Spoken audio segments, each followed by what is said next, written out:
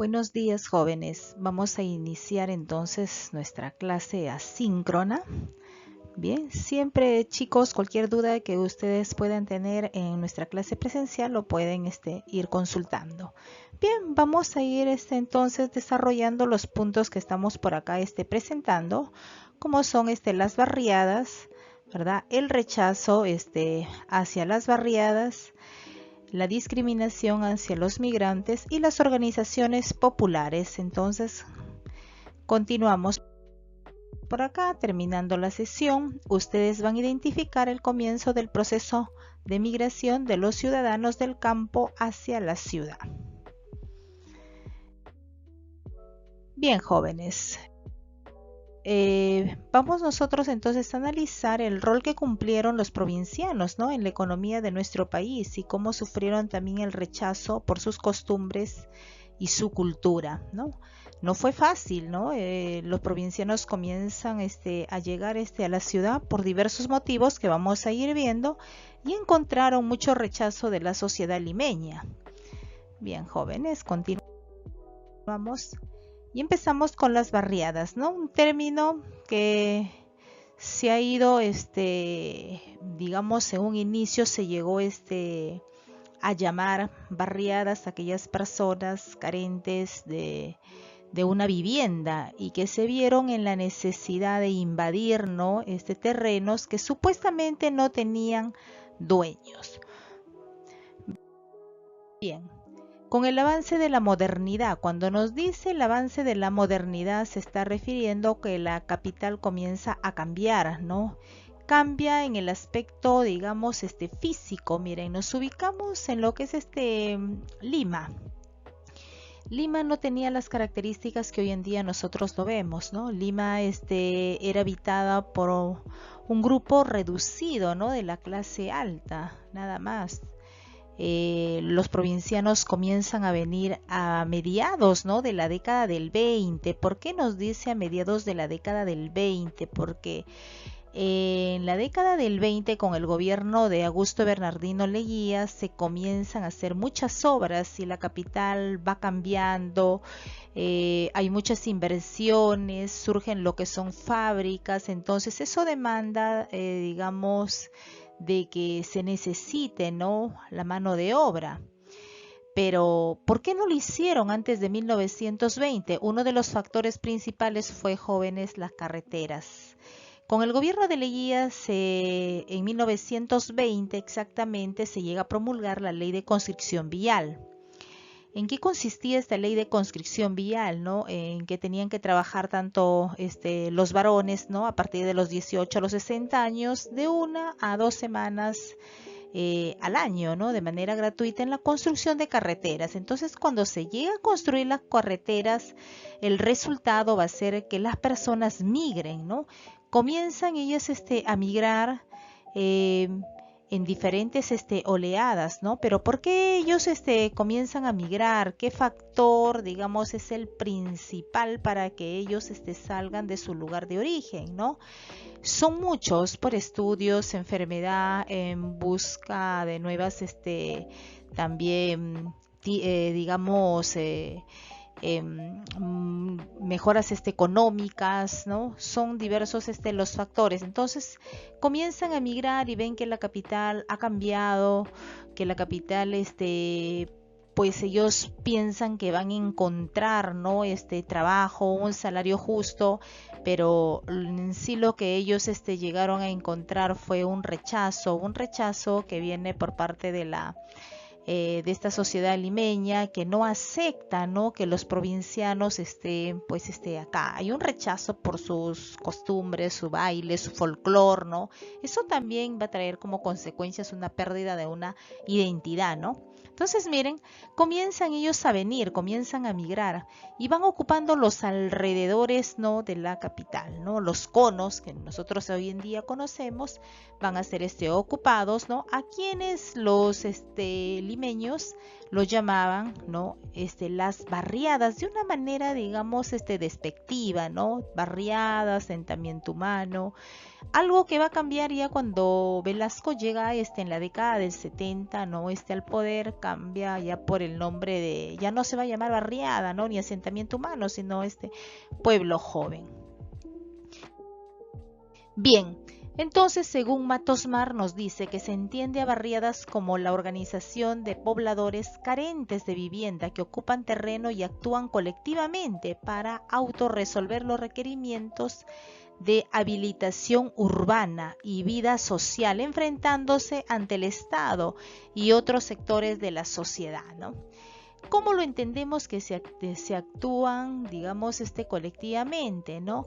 Que ellos se van a reunir, ¿no? Para poder, por ejemplo, obtener lo que es el alimento. Surgen los comedores populares, por ejemplo, en la década del 30, ¿no? Y eso fue de gran ayuda para ellos. Además, ya cuando se viene, por ejemplo, a promulgar la Constitución del 79, donde ya sufragaban los analfabetos, hubo bastante un populismo, ¿no? Un populismo por parte de los gobiernos que se enfocaron en ganar, ¿no? Los votos. Entonces, ¿de qué manera? Ofreciéndoles muchos beneficios a aquellos migrantes. Ellos necesitaban servicios principales, ¿no? Por ejemplo, de obras de saneamiento, ¿no? Para evitar las infecciones, que era muy frecuente en los pequeños, ¿no? Entonces, ellos van ofreciendo, ¿no? A cambio de lo que es los votos, ¿no? Entonces, de esta manera también vemos que se va a dar por parte de ellos un paternalismo, un clientelismo también podríamos decir, y populismo, ¿no? Con una única finalidad de obtener el voto de ellos, ¿no? Bien. Pero también surge el rechazo hacia las barriadas, ¿no? Hay un rechazo pues muy fuerte, como habíamos mencionado en un inicio. Ese rechazo va a ser por su música, por sus costumbres, que son totalmente diferentes, ¿no? A las de los limeños, ¿no? Si estamos hablando de estas primeras oleadas, ¿no? Imagínense, incluso la sociedad limeña estaba ubicada en el centro de Lima, cuando comienza todo a ser ya poblado, lo que es los alrededores de la capital. Y hay un momento de que ya no hay donde pues ellos ocupar, ¿no? Un lugar. Entonces comienzan ocupando, ¿no? Lo que son las faldas de los cerros, ¿no? Y van cambiando. Por ejemplo, en la década del 50 comienza a poblarse lo que es el Cerro de San Cosme, ¿no? El Cerro San Cristóbal, ¿no? Por ejemplo, acá estamos viendo una imagen que obvio no corresponde a estos últimos años, ¿no? Imagínense, en el 2023 vemos que va en un avance, ¿no? Va cambiando, ya no lo podemos observar ya en sí, pues al cerro, ¿no? Porque ha ido ya sufriendo una metamorfosis, ¿no? Sigue siendo ocupada, ¿verdad? ¿Por qué se da entonces este rechazo, no? Miren, acá vemos un comentario muy fuerte, ¿no? En la década del 60, titulado como El infierno en Lima, ¿no? Revista Caretas.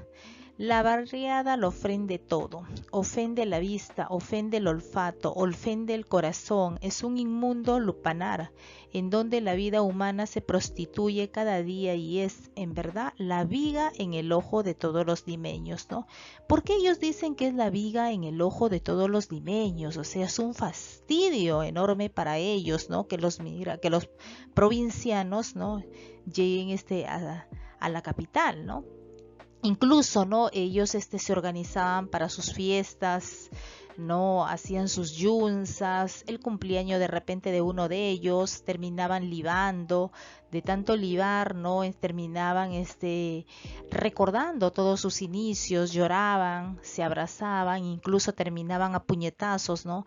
Y era algo, digamos, que los limeños no habían visto. Entonces surge bastante ese rechazo precisamente a ellos. Pero esto trae trae unos resultados también de que se va perdiendo nuestra identidad, ¿no? Porque el provinciano busca ser aceptado en una sociedad donde él ha encontrado bastante racismo, rechazo, ¿no? Por sus costumbres, y busca él de alguna manera no encajar y no ser rechazado, pero eso va a traer como resultado la pérdida de nuestra identidad, ¿no? Miren, hoy en día pues se ha perdido bastante, somos un país digamos, muy alienado, ¿no? Y cada año se va perdiendo más lo que es nuestra identidad, pues, cultural, nacional, ¿verdad? Porque también llega a influenciar bastante lo que es la globalización, ¿no? Eh, entonces en aquellas décadas, ¿no?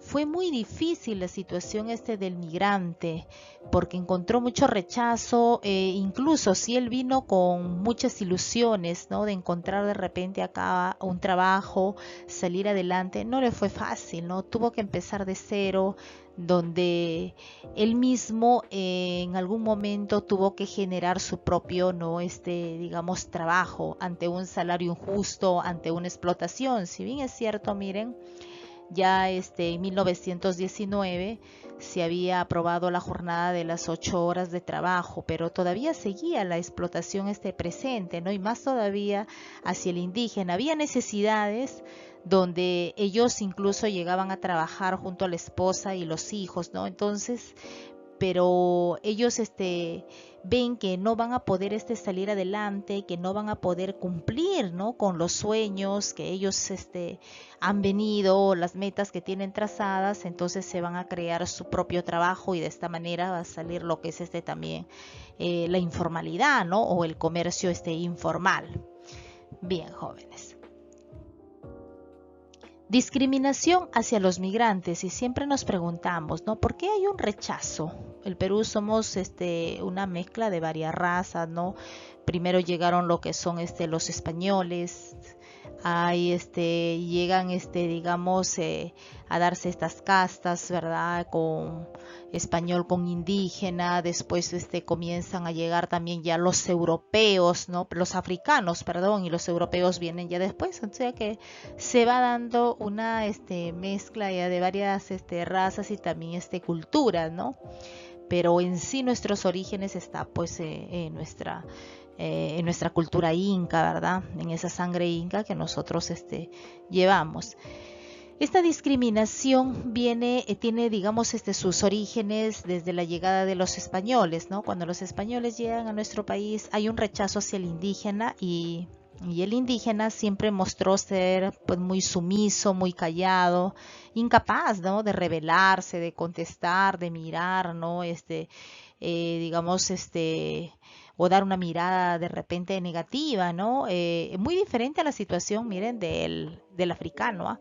Porque el africano incluso ante tanto abuso, tanto golpe que él recibía, tanta explotación, ellos llegaban a un momento que se ponían de acuerdo para escapar, ¿no? Y se iban a lugares muy distanciados, que no les podían encontrar, porque también si les llegaban a encontrar se les abrían la piel a base pues de azotes, ¿no? Entonces miren, en el caso del provinciano cuando viene, sigue teniendo esas características desde un inicio que cuando llegaron los españoles, ¿no? Entonces son, digamos, ellos marginados, son rechazados, hay una discriminación pues muy grande, ¿no? Hacia él, por su música, por su manera de vestir, por ser humilde, ¿no? Incluso por sus costumbres, ¿no? Sus costumbres que ellos vienen trayendo. Y ellos quieren encajar, ¿no? Con la sociedad limeña y no quieren que ser rechazados más. Entonces ellos van dejando de lado, digamos, su cultura, su folclore, ¿no? Y esa algo que nosotros debemos conservar. En la actualidad estamos teniendo nosotros un peligro de que esto llegue pues a desaparecer, ¿no? Con tanta alienación que hay en cuanto a las comidas, lo que es también los bailes, ya prácticamente no se ha perdido, ya no se resalta mucho. Bien, ¿Qué nos dice acá Kotler? Nos menciona que agudizó los sentimientos ambivalentes del desprecio, el temor de los tradicionales sectores medios urbanos y de la clase dominante hacia los sectores populares, que eran los campesinos o los provincianos, ¿no? Que ellos vinieron. Entonces, cuando hay, miren, todo este rechazo, es cuando prácticamente se va dejando de lado lo nuestro, ¿no? Porque ellos de alguna manera quieren ser aceptados en una sociedad que les rechaza. Es más, ¿no? Con el tiempo ellos llegan a triunfar, ¿no? Ahí tenemos pues este emporio comercial, por ejemplo, Gamarra, ¿no? Y surgen, digamos, aquellos nuevos ricos, ¿no? Que serían la segunda generación. Los nuevos ricos que tienen ya una economía estable, que precisamente la estabilidad, ¿no? Económica de sus padres les permite darles a ellos una educación, ¿no? En universidades incluso privadas fuera del país, pero que aún buscan ser aceptados en una sociedad racista, ¿no? Que ya no viene el rechazo por la parte económica, sino ahora viene el rechazo, digamos, ya que se va a dar por los orígenes, por los rasgos físicos o también por los apellidos, ¿no? Es innegable, ¿no? Que en nuestra sociedad todavía pues vemos que está presente el racismo y es una brecha que no nos permite a nosotros avanzar, ¿no? Surgen las organizaciones populares, ¿no? Como una manera de ellos de apoyarse, ¿no? Ante las necesidades también que van pasando, como por ejemplo los comedores populares, y también llegan a ser lo que es la informalidad, ¿no? Cuando hablamos de los comedores populares, por ejemplo, estos surgen por primera vez en la década del 30, con el gobierno de Óscar Raimundo Benavides, ¿no? Entonces, fue una manera, digamos, de apoyar a las personas de escasos recursos, ¿no? Por ejemplo, hasta el día de hoy todavía siguen presentes, pero acá también surge un interrogante, ¿no? ¿Realmente los comedores populares han logrado solucionar el problema que aqueja a la sociedad o se sigue repitiendo lo mismo? Porque se ha dado bastante, digamos, un oportunismo y un populismo también por los políticos, ¿no? Que quieren sacar algún tipo de beneficio.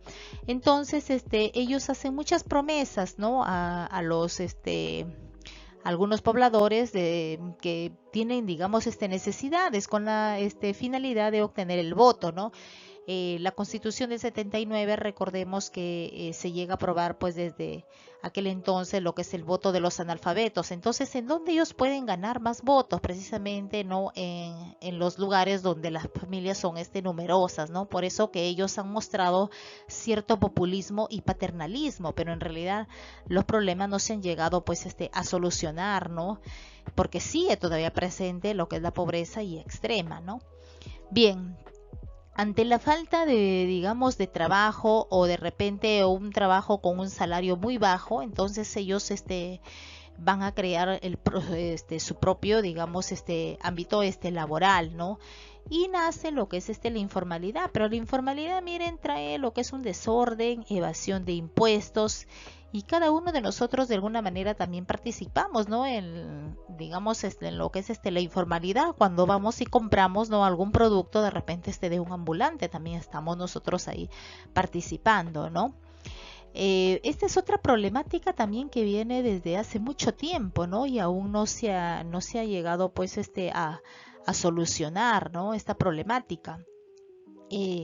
A pesar que muchos de los de nuestros políticos han hecho sus promesas, pero sigue presente, ¿no? Vemos, por ejemplo, en Gamarra o simplemente por las avenidas nada más, ¿no? Vemos demasiado, ¿no? Y lo peor es que cuando ya termina, llega la tarde, pues trae todo, pues un desorden, ¿no? La basura por ahí arrojada, todo, ¿no?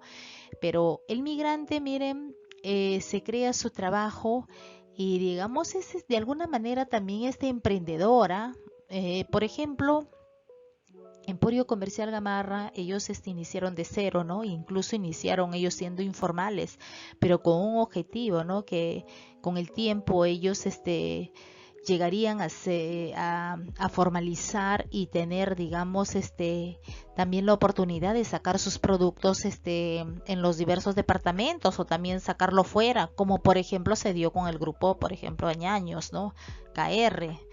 En ese caso, por ejemplo, ellos llegaron en la década del 80, ¿no? Por el terrorismo, ¿no? Porque las oleadas se dieron muy fuertes también en la década del 80, ¿no? Porque el terrorismo empezó en nuestro Ande y la mayoría salió del Ande con la finalidad de salvar su vida, ¿no? Entonces, miren, esta problemática de la informalidad también nosotros lo tenemos aún presente, ¿no? Es una problemática que lamentablemente trae un desorden y sobre todo hay una competencia que se va a dar de manera desigual, ¿no? Frente a aquel que está de manera formal, que paga sus impuestos, paga un personal, paga su luz, ¿no?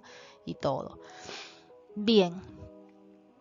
Del encuentro entre la población capitalina y los migrantes andinos surgiría un nuevo concepto, la cultura chicha. ¿Qué es la cultura chicha? Es una mezcla, ¿no? De varias culturas, porque a la capital no solamente llegaron del departamento de Junín, Ayacucho, ¿no?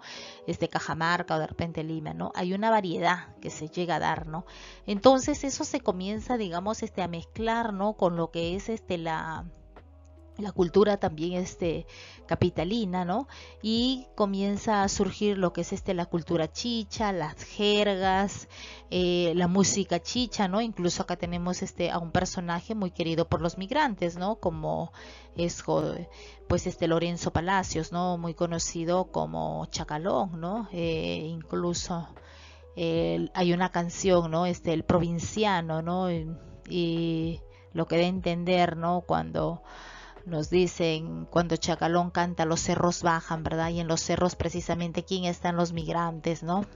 Con su canción, el muchacho provinciano, en su letra, pues, de hacer recordar bastante, ¿no? Aquellos que emigraron por diversos motivos, que tuvieron que pasar por muchas cosas, pero que con el tiempo lograron, ¿no? Salir adelante, como también algunos se quedaron en el conformismo y también ello trajo la delincuencia, ¿no? Bien.